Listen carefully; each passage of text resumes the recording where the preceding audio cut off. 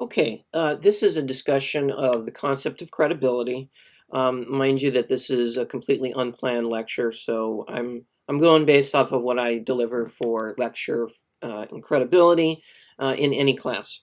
So the overview of credibility, there are a number of important things to start with. The idea of credibility comes from one of the rhetorical proofs from Greek rhetoric. So the concept of credibility is called ethos in Greek. The other rhetorical proofs are logos, which means words, and pathos, referring to pathology with appeals to emotion. So today we're going to be focusing in on this particular rhetorical proof. Rhetorical proofs meaning general ways of proving yourself in a persuasive situation. Overarchingly, with these main rhetorical proofs, you want to understand that it is in your best interest to use all of these at the same time. Most people, when they're not trained in persuasion, they'll end up focusing on one of these and ignoring the other two. But that's easy to train out of and part of what this class is for. Today we're going to be talking about just one of these rhetorical proofs. It's going to be ethos.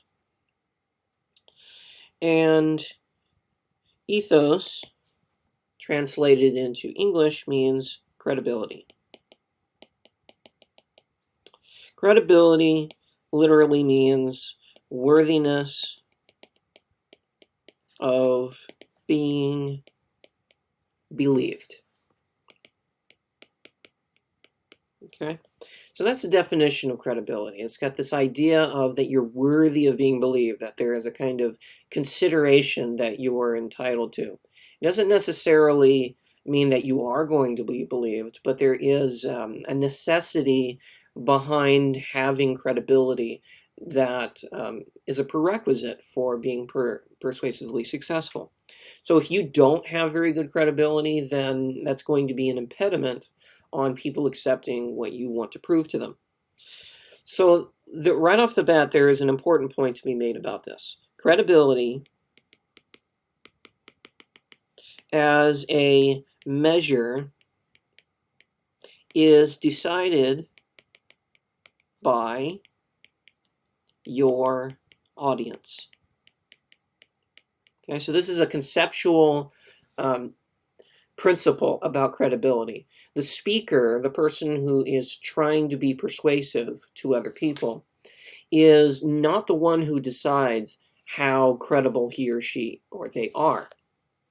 It's important to realize that the audience members, as many or as few as they are going to be the ones that decide how worthy that speaker is of being believed. Okay? So that is sort of like the overarching idea of credibility. You can think of credibility as almost like credit, that it's kind of like a thing that's associated with you that is a sign of health, and that it's a good idea to give you a little bit of consideration, even if maybe you're not making sense, or maybe it's difficult for people to empathize with you. Okay, so getting into credibility is probably one of the harder parts of understanding credibility. Because if you just look at credibility as a whole, it's going to be like, well, okay, I mean, that decided by the audience, that's a little bit kind of a paradigm shift, but in general, I think I already knew what credibility was, like worthiness of being believed. Yeah, I think I already know that. So what's new? Well, what's new is the fact that we got to figure out what makes somebody worthy of being believed. What kinds of qualities does a person have that make them credible? So what goes into it? And quickly we find out that there is, well, it gets really kind of complicated, and, well, we're going off in multiple directions. Because if I ask this question in class, I'm going to get a number of different kinds of responses. And here are the kinds of responses that I get. Now, these aren't literally the first 3 words that I hear from my class, but after a little bit of discussion, I go back and forth between the responses that my students are giving, and we come up with 3 terms. One of them is trustworthiness. Another is goodwill. And a third is expertise. Okay? These are the 3 main dimensions of credibility. So, or actually, I kind of messed that up. Let me rewrite that. Okay, so the 3 main dimensions of credibility is like, what does that mean? What is a multi-dimensional construct, which is what credibility is supposed to be? And I've had such a long time to kind of chew on this kind of instructional exercise, because this is not an easy concept to get. And I've had to think long and hard on an instructional tool that makes it possible for students to wrap their brain around the fact that credibility is these 3 things at the same time, but it's not just one of them. So trustworthiness is part of credibility, but trustworthiness is not the same thing as credibility. Goodwill is part of credibility, but goodwill by itself is not the same thing as credibility. And the same thing with expertise. Expertise is part of credibility, but expertise is not the same thing as credibility. So how do we kind of roll these 3 things together, say that each of them is part of credibility, but be articulate enough in providing some kind of understanding that none of them individually is exactly the same as credibility? That seems kind of a challenge. So how are we going to do this? The way we do this is by exploring a metonymy. It's sort of like an object that resembles what I'm trying to explain, but the metonymy itself it's more familiar to us. And so I can sort of use something that you already understand and say that this credibility thing is just like that other thing that you understand. So let me show you what this other thing is that I'm pretty sure that you understand. Okay, so I'm going to put credibility, these 3 terms, up here. And I'm going to go over, actually, I'm going to just move this completely out of the way. And I'm going to just draw a little picture.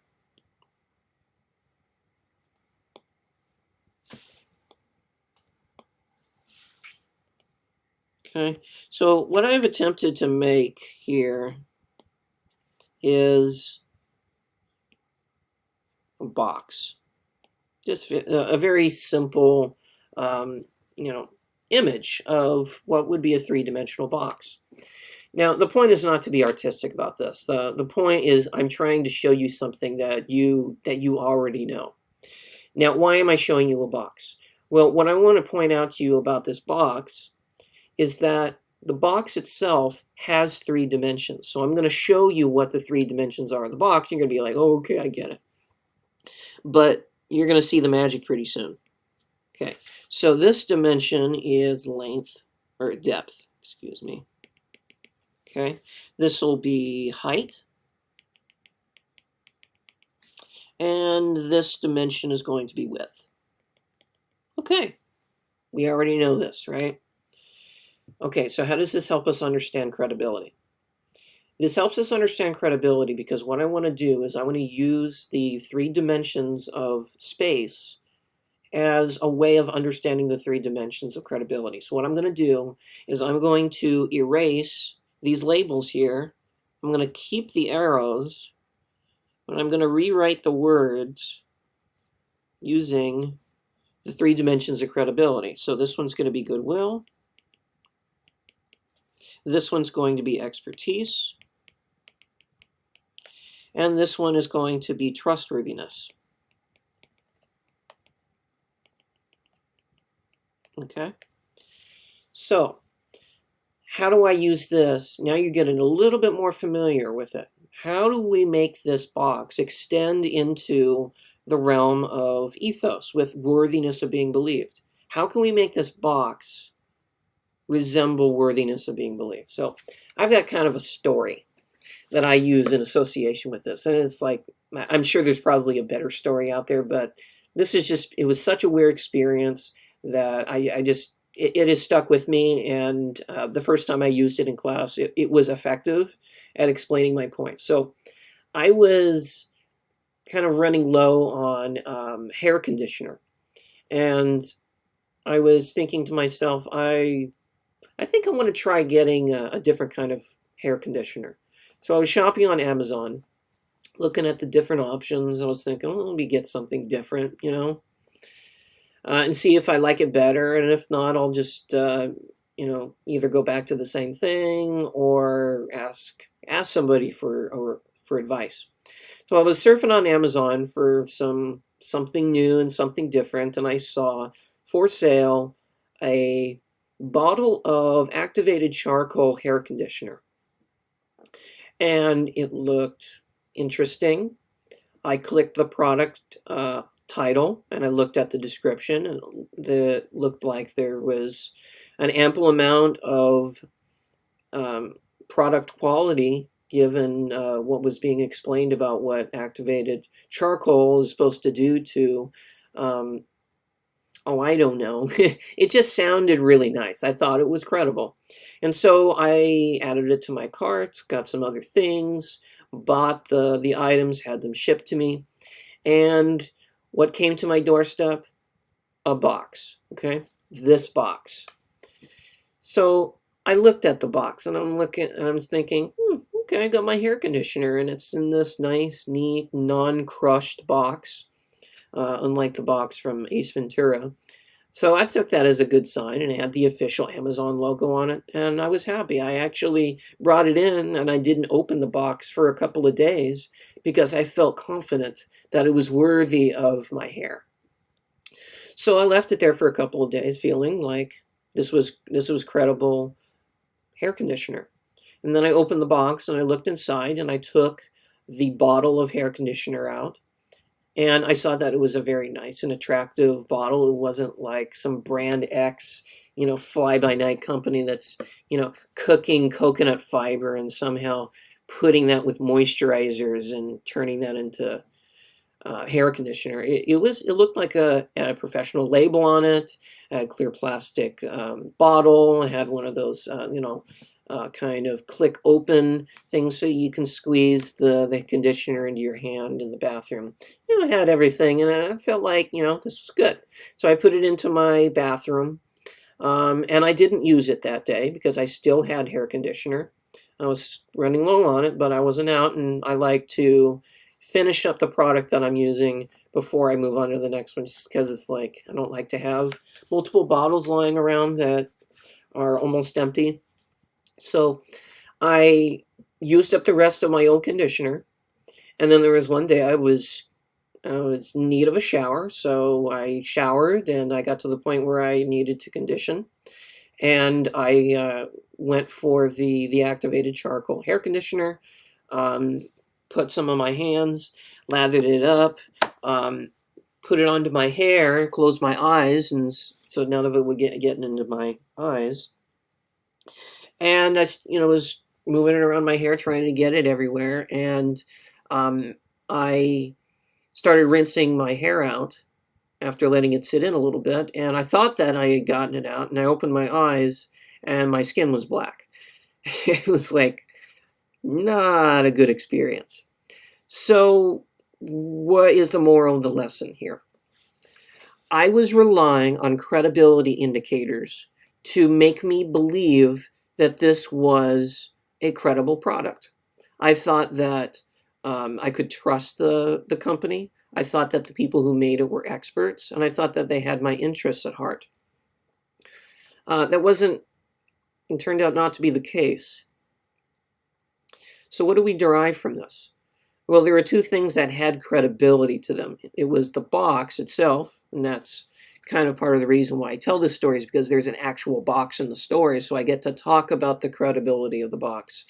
But then I get to transform the box into a different sort of package that's not literally a box, but it's still a packaging, and it's still affected by credibility. So the bottle itself, the bottle of hair conditioner, it is subject to the same dimensions of credibility that a box is. Okay? And so at any level, when you are presented with something where you are deciding how worthy is it to be believed, as an audience member, these three dimensions of credibility are always going to be important. So if you don't have one of these dimensions, it's going to make the box a different shape. So here's another thing that I'm trying to illustrate with this.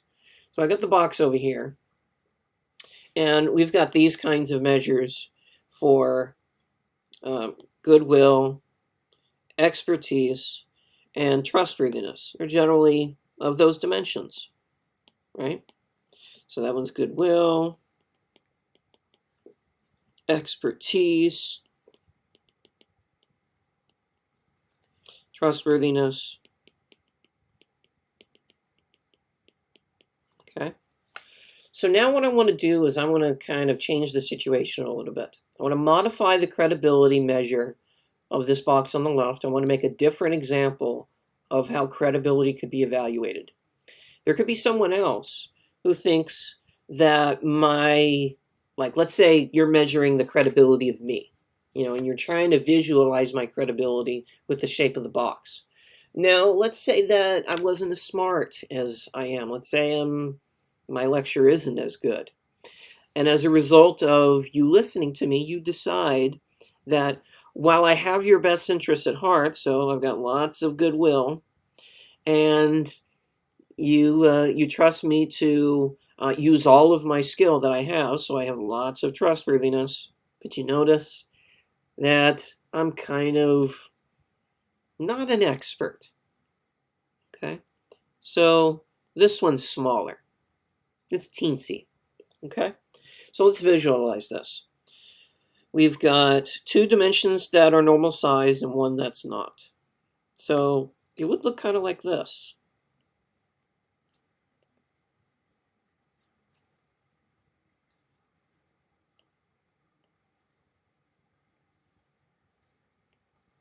Make sense? So let me show the dimensions again. This one is goodwill. Okay. This one is trustworthiness.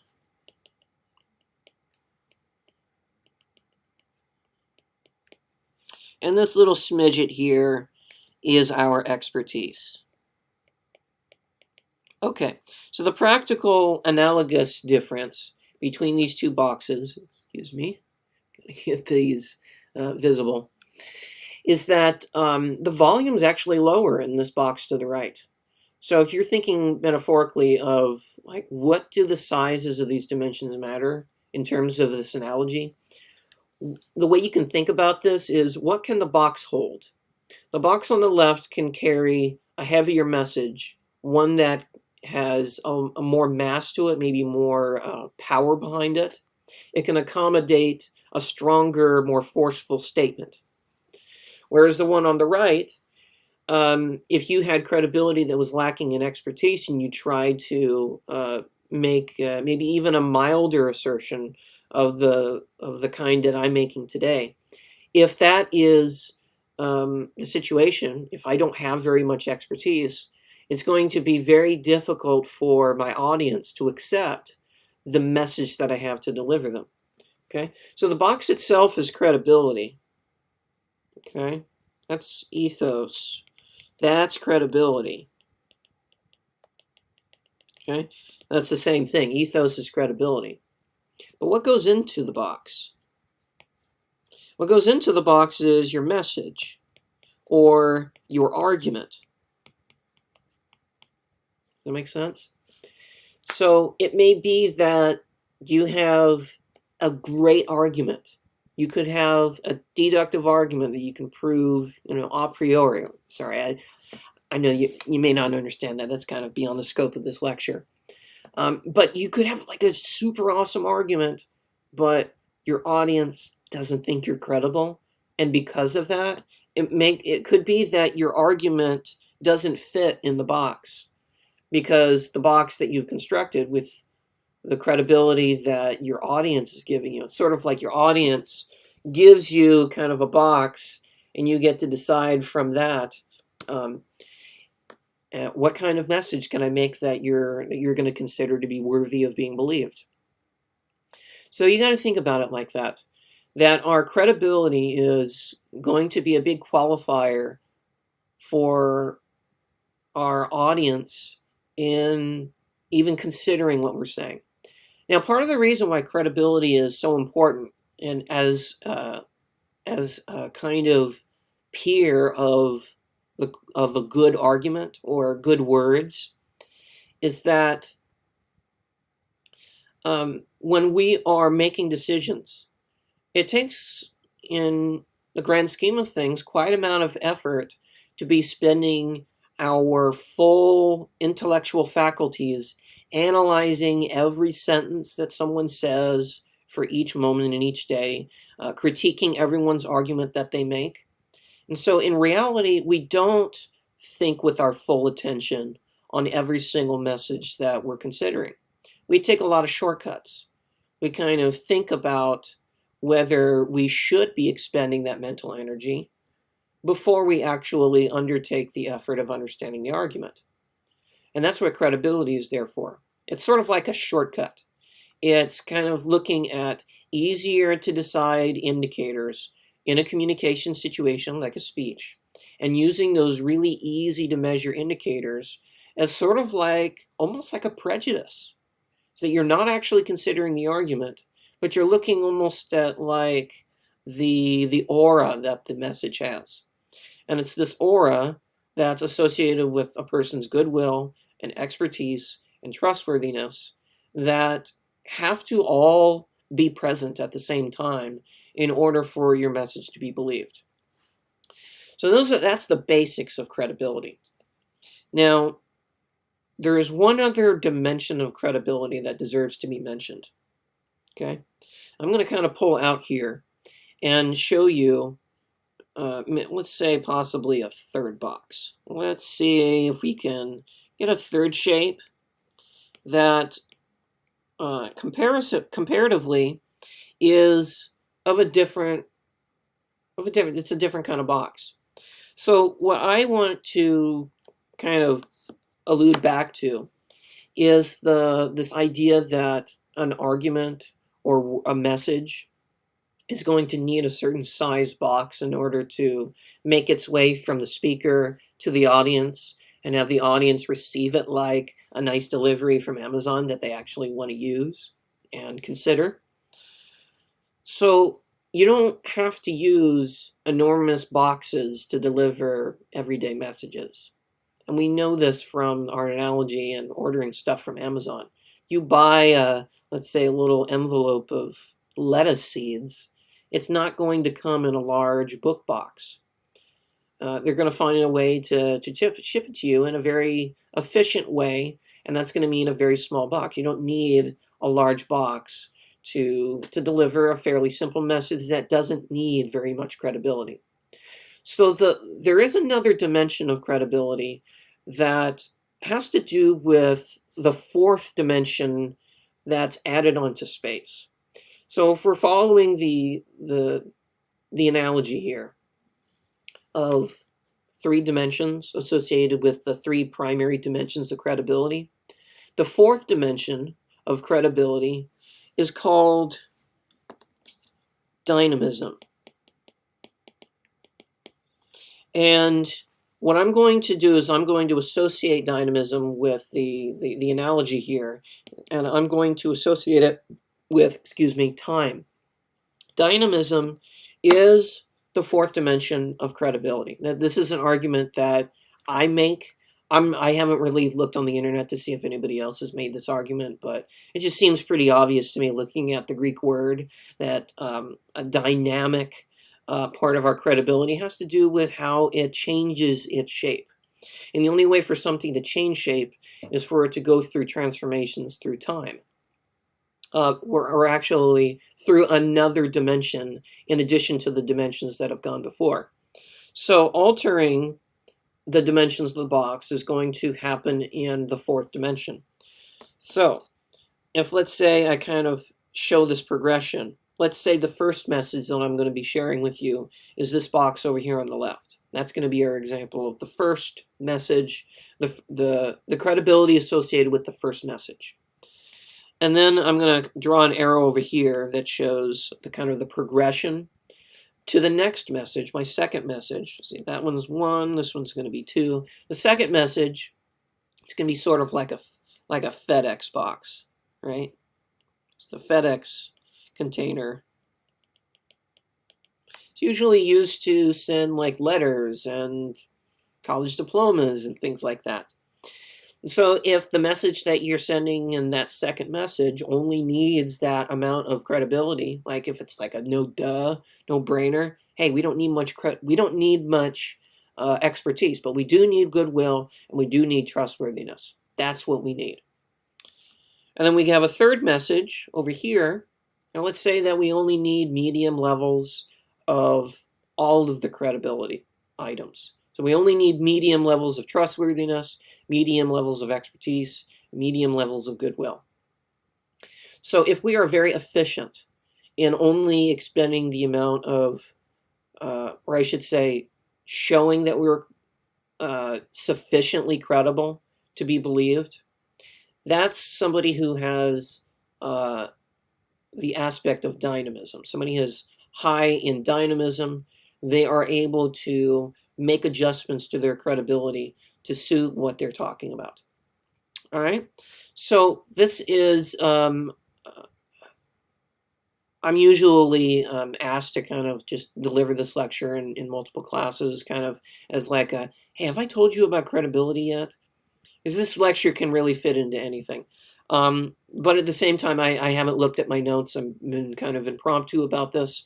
So if there's something about this that I've kind of skipped over, if there's something that doesn't make sense, or maybe I just wrote it weirdly, please send me a message. All right, I want to improve these videos, and I want to make them accessible in a way that I pride myself to be accessible in the classroom. So hopefully this shows you how to understand credibility.